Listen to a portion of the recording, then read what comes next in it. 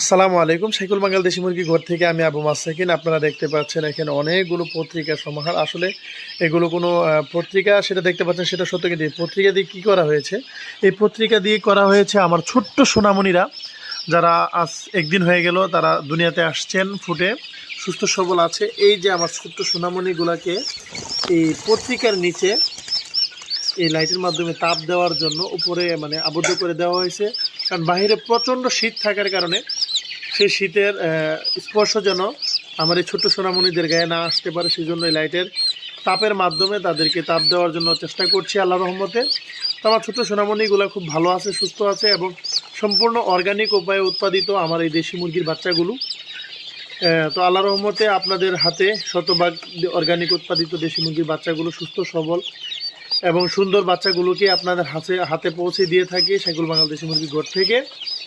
তো ইনশাআল্লাহ আপনারা ভালো থাকবেন, সুস্থ থাকবেন এবং সাইকুল বাঙ্গাল দেশি মুরগি ঘরের সাথে থাকবেন। সালাম আলাইকুম।